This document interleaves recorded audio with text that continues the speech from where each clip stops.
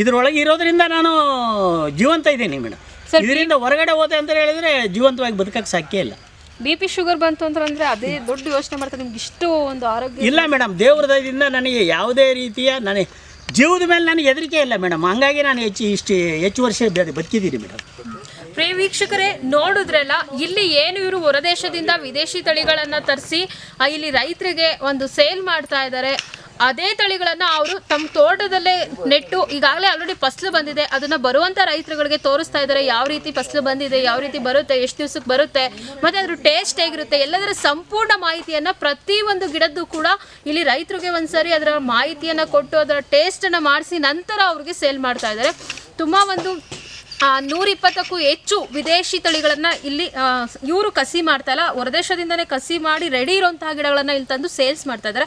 ಹಾಗಾದರೆ ಬನ್ನಿ, ಇವರ ತೋಟದಲ್ಲಿ ವಿದೇಶಿ ತಳಿಗಳ ಹಣ್ಣಿನ ಗಿಡಗಳನ್ನು ಯಾವ್ಯಾವ ಗಿಡ ಹಾಕಿದ್ದಾರೆ, ಅದು ಗಿಡ ಹೇಗಿದೆ, ಅದರ ಟೇಸ್ಟ್ ಹೇಗಿದೆ, ಎಲ್ಲದರ ಮಾಹಿತಿಯನ್ನು ಇನ್ನಷ್ಟು ತಿಳ್ಕೊಳ್ಳೋಣ. ಈ ಗಿಡ ಇದು ತಮಗೆ ಹೇಳಿದ್ದೆ ಚೆರಿ ಗಿಡ ಅಂತ. ಈಗಾಗಲೇ ನಾವು ಭೂಮಿಗೆ ಹಾಕಿ 4 ತಿಂಗಳಾಗಿದೆ. 4 ತಿಂಗಳು ಅಷ್ಟೇನಾ? 4 ತಿಂಗಳು. ಹಾಂ.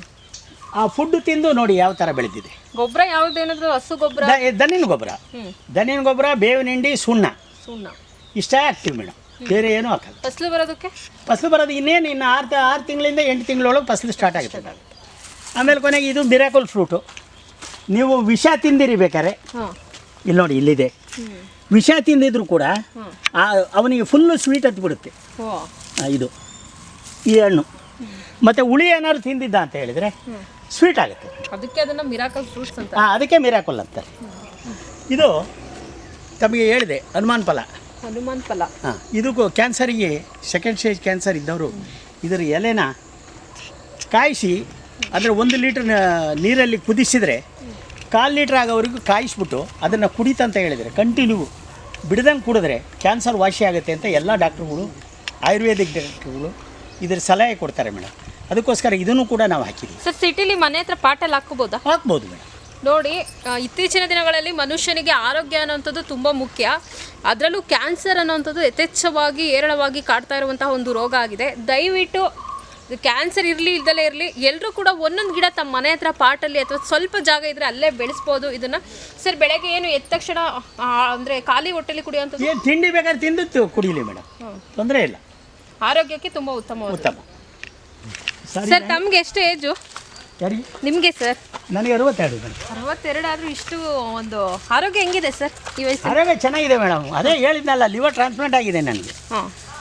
ಇಷ್ಟು ಆಕ್ಟಿವ್ ಆಗಿದ್ದೀರಲ್ಲ ಸರ್, ಇಷ್ಟೆಲ್ಲ ನರ್ಸರಿ ನೋಡಿಕೊಂಡು ತೋಟ ಮೇಡಮ್. ನೈಸರ್ಗಿಕವಾಗಿದ್ದೀನಿ ನಾನು, ನಿಸರ್ಗದೊಳಗಿದ್ದೀನಿ, ತೋಟದಲ್ಲಿದೆ. ತೋಟದಲ್ಲಿದ್ದೀನಿ. ಇದೇ ನನಗೆ ಮೆಡಿಷನ್ ಮೇಡಮ್. ಇದರಲ್ಲಿರೋಂಥ ಸುಖ ಬೇರೆ ಯಾವುದರಲ್ಲೂ ಸಿಗೋದಿಲ್ಲ ಮೇಡಮ್. ನೀವು ಕೋಟಿ ಕೊಡೋದು ಬೇಡ ನನಗೆ. ಒಂದು ರಾಗಿ ಮುದ್ದೆ ಕೊಟ್ಟರೆ ಸಾಕು, ಅದೇ ಊಟ ನಂದು. ಒಂದು ರಾಗಿ ಮುದ್ದೆ ತಿಂದ್ಬಿಟ್ಟು ಸಾಯಂಕಾಲದವರೆಗೂ ಆರಾಮಾಗಿರ್ತೀನಿ ಮೇಡಮ್. ಅದು ಹೆಲ್ತಿ ಫುಡ್ಡು ಮೇಡಮ್. ನನಗೆ ಲಿವರ್ ಆಪ್ರೇಷನ್ ಆಗಿದೆ, ಈಗ ಹರ್ನಿ ಆಪ್ರೇಷನ್ ಮಾಡಿಸ್ಬೇಕು ಮೇಡಮ್ ನಾನು. ಹಾಗಾಗಿ ಇದರೊಳಗೆ ಇರೋದ್ರಿಂದ ನಾನು ಜೀವಂತ ಇದ್ದೀನಿ ಮೇಡಮ್. ಇದರಿಂದ ಹೊರಗಡೆ ಹೋದೆ ಅಂತ ಹೇಳಿದರೆ ಜೀವಂತವಾಗಿ ಬದುಕಕ್ಕೆ ಸಾಧ್ಯ ಇಲ್ಲ. BP ಶುಗರ್ ಬಂತು ಅಂತಂದರೆ ಅದೇ ದೊಡ್ಡ ಯೋಚನೆ ಮಾಡ್ತಾರೆ. ನಿಮ್ಗೆ ಇಷ್ಟು ಒಂದು ಆರೋಗ್ಯ ಇಲ್ಲ ಮೇಡಮ್. ದೇವ್ರ ದಯದಿಂದ ನನಗೆ ಯಾವುದೇ ರೀತಿಯ ನನಗೆ ಜೀವದ ಮೇಲೆ ನನಗೆ ಹೆದರಿಕೆ ಇಲ್ಲ ಮೇಡಮ್. ಹಂಗಾಗಿ ನಾನು ಹೆಚ್ಚು ವರ್ಷ ಬದುಕಿದ್ದೀನಿ ಮೇಡಮ್. ಈಗ ಅದು ಲಿಂಬು ಅಲ್ಲಿದೆ ನೋಡಿ, ಅದು ಲಿಂಬೆ ಗಿಡ. 2 ವರ್ಷದ ಜಾಯ್ಕಾಯಿ ಗಿಡ ಸರ್ ಇದು. ಇನ್ನು 2 ವರ್ಷ ಹೋದರೆ ಫಸಲು ಸ್ಟಾರ್ಟ್ ಆಗುತ್ತೆ ಸರ್ ಇದರಲ್ಲಿ, ಜಾಯ್ಕಾಯಿ ಗಿಡದಲ್ಲಿ. ಇಂಥವು ನಮ್ಮ ತೋಟದಲ್ಲಿ 400 ಜಾಯ್ಕಾಯಿ ಗಿಡನ ಹಾಕಿದ್ದೀನಿ ನಾನು. ನೀವು ನೋಡ್ಬೋದು ಎಲ್ಲ ಕಡೆ. ಈಗ ಮಿಯಾಜಾಕಿ ಮ್ಯಾಂಗೋ 2.5 ಲಕ್ಷ ಚೈನಾದಲ್ಲಿ ರೇಟ್ ಇದೆ, 2 ಲಕ್ಷ ರೇಟ್ ಇದೆ ಅಂತ ಹೇಳ್ತಾರೆ. ಇಲ್ಲಿ ನೋಡಿ, ಮಿಯಾಜಾಕಿ ಮ್ಯಾಂಗೋ ಇದು ಹೆಚ್ಚು ಕಡಿಮೆ 150 ಮಿಯಾಜಾಕಿ ಮ್ಯಾಂಗೋನ ನನ್ನ ತೋಟದಲ್ಲಿ ಎಲ್ಲ ಕಡೆ ಹಾಕಿದ್ದೀನಿ. ಇದನ್ನು ಕೂಡ ತಾವು ನೋಡ್ಬೋದು. ಇನ್ನು ಮುಂದೆ ಬನ್ನಿ ಸರ್, ಮುಂದೆ ತೋರಿಸ್ತೀನಿ.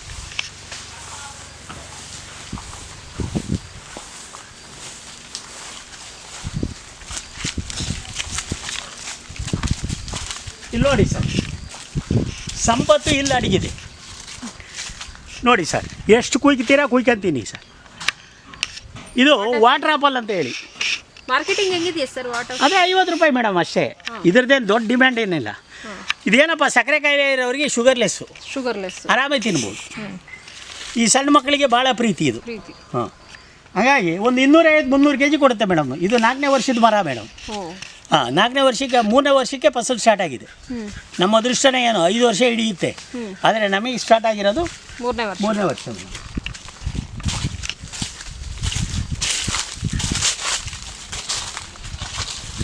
ಆಮೇಲೆ ಇದು ರುದ್ರಾಕ್ಷಿ, ಶಿವನಿಗೆ ಪ್ರಿಯವಾದಂಥದ್ದು. ಇದನ್ನಾಗಲೇ ಹೇಳಿದ್ದೀನಿ ನಿಮಗೆ. 4 ತಿಂಗಳಾಗಿದೆ ನೋಡಿ ಗಿಡ ಹಾಕಿ. 4 ತಿಂಗಳು ಈ ಮಟ್ಟದಲ್ಲಿ ಬೆಳೆದಿದೆ. ಇನ್ನು ಮುಂದೆ ಇಲ್ಲಿ ಅಂಜೀರ ಇದೆ, ಬನ್ನಿ ನೋಡಿ. ಇದು ಕೂಡ 4 ತಿಂಗಳಾಗಿದೆ ಭೂಮಿಗೆ ಹಾಕಿ. ಕಾಯಿ ಬಿಟ್ಟಿದೆ ಸರ್. ಈ ಅಂಜೀರ ನೋಡಿ ಕಾಯಿ ಬಿಟ್ಟಿದೆ ನೋಡಿ. ಇಲ್ಲಿ ಹಣ್ಣಾಗಕ್ಕೆ ಶುರು ಆಗಿದೆ ನೋಡಿ. ಇನ್ನೇನು ಇಲ್ಲೆಲ್ಲ ಕಾಯಿ ಸ್ಟಾರ್ಟ್ ಆಗಿಬಿಡ್ತವೆ. ಹಾಂ, ಇದು ಅಂಜೀರ. ಇನ್ನು ಅವೆಲ್ಲ ಸಪೋಟ, ನೇರಳೆ, ಆಮೇಲೆ ಇದು ವೆಲ್ವೆಟ್ ಆಪಲ್ ಮೇಡಮ್. ಇದು ಹಾಂ, ವೆಲ್ವೆಟ್ ಆಪಲ್ ಅಂತೇಳಿ ತಿನ್ನೋಕ್ಕೆ ಭಾಳ ರುಚಿಕರವಾದಂಥ ಹಣ್ಣು. ಈಗಾಗಲೇ ನೋಡಿ ಮೇಡಮ್ ಹೂವು ಆಗ್ತಾಯಿದ್ದಾವೆ, ಎಲ್ಲ ಫುಲ್ಲು ಹೂವು ಆಗ್ತಾಯಿದೆ. ಹಾಂ, ಒಂದೊಂದು ಗಿಡದಲ್ಲಿ ಆರಾಮಾಗಿ ಒಂದು 60-70 kg ಸಿಕ್ಬಿಡುತ್ತೆ. ವೆಲ್ವೆಟ್ ಆಪಲ್ ಇಂಡಿಯಾದಲ್ಲಿ ಹಣ್ಣೇ ಸಿಗೋದಿಲ್ಲ. ಹೌದಾ? ಆದರೆ ನಾನು ಏನೋ ದೇವ್ರ ದಯೆ 3 ವರ್ಷದಿಂದ ಹಣ್ಣು ತಿಂತಾಯಿದ್ದೀನಿ. ಯಾಕೆ ಸರ್ ಇಲ್ಲಿ ಈ ವೆದರ್ಗೆ ಆಗೋದಿಲ್ವ ಗಿಡ? ಆಗುತ್ತೆ ಮೇಡಮ್. ಅದು ಹೇಗೆ ಅಂದರೆ ಕ್ಲೈಮೇಟ್ ಕಂಡೀಷನ್ನೇ ಮೇಂಟೈನ್ ಮಾಡಬೇಕು. ನಮ್ಮಲ್ಲಿ ಏನು ಕ್ಲೈಮೇಟ್ ಕಂಡೀಷನ್ ಮೇಂಟೈನ್ ಮಾಡ್ತೀವಿ, ಬೇರೆಯವರು ಅದರ ಬಗ್ಗೆ ಗಮನ ಕೊಡದಲ್ಲೇ ಹಾಳಾಗಿ ಹೋಗ್ತೇವೆ. ಯಾವ ರೀತಿ ಅಂದರೆ ಸುತ್ತಲೂ ಏನಿದೆ ಮೇಡಮ್, ಸಿಲ್ವರ್ ಗಿಡಗಳು ಅಥವಾ ಬೇರೆ ಯಾವುದಾರ ಗಿಡಗಳು ಹಾಕಬೇಕು. ಭೂಮಿ ಮೇಲ್ಗಡೆಯಿಂದ ಆ ಬಿಸಿಲು ಅದ್ರ ನೆತ್ತಿಗೆ ಬೀಳಬಾರ್ದು. ಆಮೇಲೆ ಭೂಮಿನ ತಂಪಾಗಿಡಬೇಕು ಮೇಡಮ್. ಆವಾಗ ಸಮೃದ್ಧಿಯಾಗಿ ಬರ್ತಾವೆ ಅವು. ಇವು ಹೊರದೇಶಿ ತಳಿಗಳಾಗಿರೋದ್ರಿಂದ ಇವಾಗ ಬೇಕಾಗಿರೋದೇನು ನೀರು, ಫುಡ್ಡು, ಕೋಲ್ಡು, ಇಷ್ಟೇ ಕೇಳ್ತೇವೆ ಮೇಡಮ್. ಈಗ ಆಪಲ್ ಮೇಡಮ್ ಕಾಶ್ಮೀರದಲ್ಲೇ ಯಾಕೆ ಬೆಳೀತಾರೆ, ಇಂಗ್ಲೆಂಡಲ್ಲೇ ಯಾಕೆ ಬೆಳೀತಾರೆ? ಅಲ್ಲೆಲ್ಲ ಬರ್ಫ್ ಬೀಳುತ್ತೆ ಅಲ್ವಾ, ಅಲ್ಲಿ ಮಾತ್ರ ಬೆಳೀತಾಯಿದ್ರು. ಈಗ ನಾವು ಸ್ಟಾರ್ಟ್ ಮಾಡಿದ್ದೀವಿ, ನಾವೆಲ್ಲ ಬೆಳೀತಾ ಇದ್ದೀವಿ. ಹಾಂ, ಬನ್ನಿ ಮೇಡಮ್. ಇದು ಸಪೋಟ. ಇದಂತೂ ಗೊತ್ತಾಯಿದೆ ಎಲ್ಲರಿಗೂ.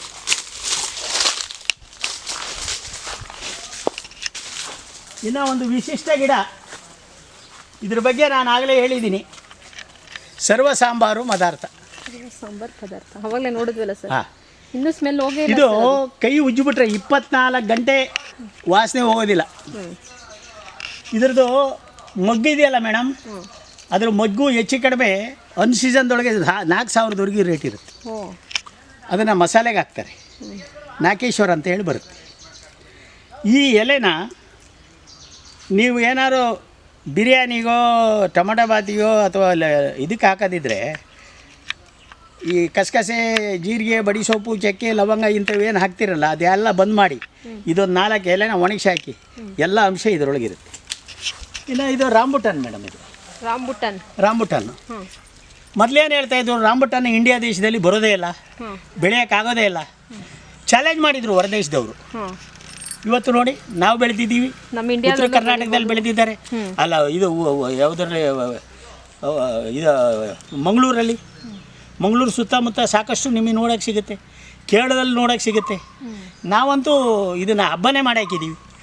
ಹಾಂ, ಇನ್ನು ಇಲ್ಲಿ ಮೇಡಮ್ ಆಪಲ್ ಬೆಳೆಯೋಕ್ಕಾಗಲ್ಲ ಅಂತಾರಲ್ಲ, ಬನ್ನಿ ಮೇಡಮ್ ಆಪಲ್ ಗಿಡ ತೋರಿಸ್ತೀನಿ.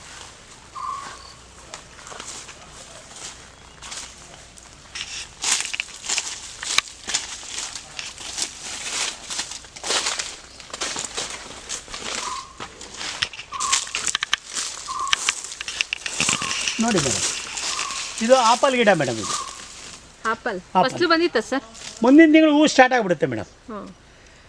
ಇದು ನೋಡೋಕೆ ಇಷ್ಟು ಸಣ್ಣ ಮರ ಇದೆಯಲ್ಲ, 25-30 kg ಕಾಯಿ ಬಿಡುತ್ತೆ. ಈಗ ಆಲ್ರೆಡಿ ಬಿಟ್ಟಿದೆ. ಪ್ರತಿಯೊಂದು ಗೆಣ್ಣಲ್ಲೂ ಕೂಡ ಕಾಯಿ. ಇದೇ ಆಪಲ್. ಯಾಕೆ ಎಲ್ಲ ತೋಲು ಆಗುತ್ತೆ, ನಮ್ಮಲ್ಲಾಗಲ್ಲ ಅಂತಾರೆ. ಈಗ ನಾವು ಬೆಳೆದಿದ್ದೀವಿ ಅಲ್ವ ಮೇಡಮ್, ನಿಮ್ಮ ಕಣ್ಣು ಎದುರುಗಡೆ ನೋಡ್ತಾ ಇದ್ದೀರಲ್ಲ. ಹೌದು, ಆಗುತ್ತಲ್ಲ ನಮ್ಮಲ್ಲಿ ಆಪಲ್. ತೋರಿಸಿದ್ದೀವಿ ನಾವು ಬೆಳೆದು. ಈಗ ಅಲ್ಲೊಂದು ಆಪಲ್ ಇದೆ, ಸಾಕಷ್ಟು ಹಿಂಗೆ ಮೇಡಮ್. ಎಲ್ಲ ತೋಟದಲ್ಲೂ, ಪ್ರತಿಯೊಂದು ತೋಟದಲ್ಲೂ ಕೂಡ ಹಣ್ಣಿನ ಗಿಡಗಳು ಇದ್ದಾವೆ. ಅಂದರೆ ಬರೋವಂಥ ನಿಮ್ಮ ನರ್ಸರಿಗೆ ಬರೋವಂಥ ರೈತರಿಗೆ ಫಸ್ಟು ನೀವೇ ಎಲ್ಲ ಒಂದು ಪ್ರಯೋಗಗಳನ್ನು ಮಾಡಿ ರೆಡಿ ಮಾಡಿ ತೋರಿಸಿ ನೀವು ಬೆಳಿಬೋದು ಅಂತ ಅವ್ರಿಗೆ ಒಂದು ಮಾದರಿ ಆಗ್ತಾ ಇದೀರ ಸರ್. ಹೌದು ಮೇಡಮ್. ನೋಡಿ, ಇದು ಈ ಪ್ರದೇಶ ಬಿಸಿಲು ಪ್ರದೇಶ. 42 ಡಿಗ್ರಿ ಈಟಿರೋ ಅಂಥ ಪ್ರದೇಶ. ಈ ಪ್ರದೇಶದಲ್ಲಿ ನಾನು ಕಾಫಿ ಮಾಡಿದ್ದೀನಿ. ಎಷ್ಟು ಎಕರೆ? 4 ಎಕರೆ ಕಾಫಿ ಮಾಡಿದ್ದೀರಾ.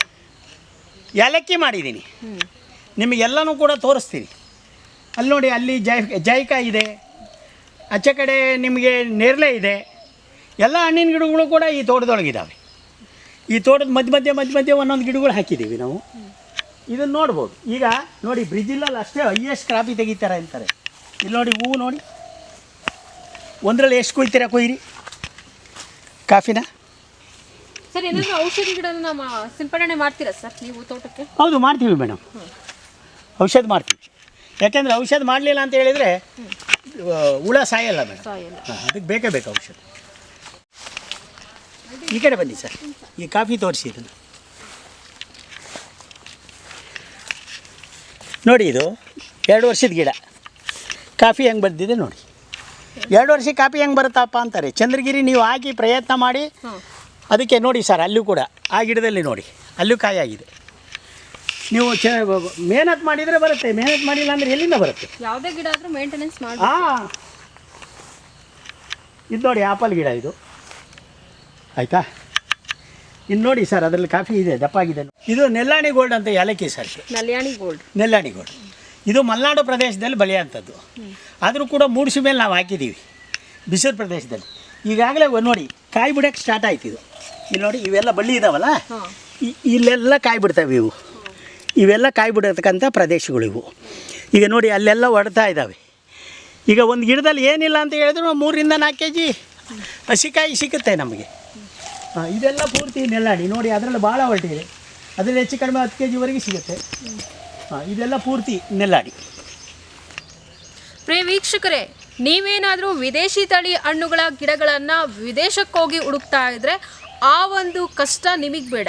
ಯಾಕೆ ಅಂತಂದರೆ ಈಗಾಗಲೇ ನಾವು ನಮ್ಮೂರ ಟಿವಿ ವತಿಯಿಂದ ಹಲವಾರು ವಿದೇಶಿ ತಳಿಗಳ ಸಸಿಗಳು ಇರುವಂಥ ನರ್ಸರಿಯ ಪರಿಚಯವನ್ನು ನಾನಿವಾಗ ನಿಮಗೆ ಮಾಡಿಕೊಟ್ಟಿದ್ದೇವೆ. ದಯವಿಟ್ಟು ತಾವೆಲ್ಲರೂ ಕೂಡ ವಿದೇಶಕ್ಕೆ ಹೋಗಿ ಅಲ್ಲಿರುವಂತಹ ಸಸಿಗಳನ್ನು ಹುಡುಕಿ ತರೋ ಬದಲು ಇಲ್ಲೇ ನಿಮ್ಮ ದೇಶದಲ್ಲೇ, ನಿಮ್ಮ ರಾಜ್ಯದಲ್ಲೇ ಇರುವಂತಹ ನರ್ಸರಿಗೆ ಬನ್ನಿ. ನಿಮಗೆಲ್ಲ ದೇಶದ ಎಲ್ಲ ರೀತಿಯ ವಿಧವಾದಂತಹ ಸಸಿಗಳು ನಮ್ಮ ಗಂಗೇಗೌಡರು ನರ್ಸರಿಯಲ್ಲಿ ಸಿಗುತ್ತೆ ಅಂತ ಹೇಳ್ತಾ, ಇವತ್ತು ನಮ್ಮ ಚಾನಲ್ಗೆ ಇಷ್ಟು ಅದ್ಭುತವಾಗಿ ಒಂದು ವಿದೇಶಿ ತಳಿಗಳ ಪರಿಚಯವನ್ನು ಮಾಡಿಕೊಟ್ಟಂತಹ ಗಂಗೇಗೌಡರಿಗೆ ನಾನು ತಮ್ಮೆಲ್ಲರ ಪರವಾಗಿ ತುಂಬು ಹೃದಯದ ಧನ್ಯವಾದಗಳನ್ನು ತಿಳಿಸ್ತಾ ಇದ್ದೀನಿ. ಸರ್, ತುಂಬ ಧನ್ಯವಾದಗಳು ಸರ್. ಮತ್ತೊಂದು ಇಂತಹದ್ದೇ ವಿಶೇಷ ಸಂಚಿಕೆಯೊಂದಿಗೆ ನಿಮ್ಮ ಮುಂದೆ ಬರ್ತೇನೆ. ದಯವಿಟ್ಟು ತಮಗೆ ಈ ವಿಡಿಯೋ ಇಷ್ಟ ಆಗಿದೆ ಅಂತ ಹೇಳ್ತಾ ಇದ್ದೇನೆ. ಈ ಒಂದು ವಿಡಿಯೋನ ಲೈಕ್ ಮಾಡಿ, ಈ ಒಂದು ವಿಡಿಯೋನ ಶೇರ್ ಮಾಡಿ ಅಂತ ಹೇಳ್ತಾ ಮತ್ತೊಮ್ಮೆ ಇಂತಹದ್ದೇ ಒಂದು ವಿಶೇಷ ಸಂದರ್ಶನದೊಂದಿಗೆ ನಿಮ್ಮ ಮುಂದೆ ಬರ್ತೇನೆ. ಎಲ್ಲರಿಗೂ ಕೂಡ ನಮಸ್ಕಾರಗಳು, ಧನ್ಯವಾದಗಳು.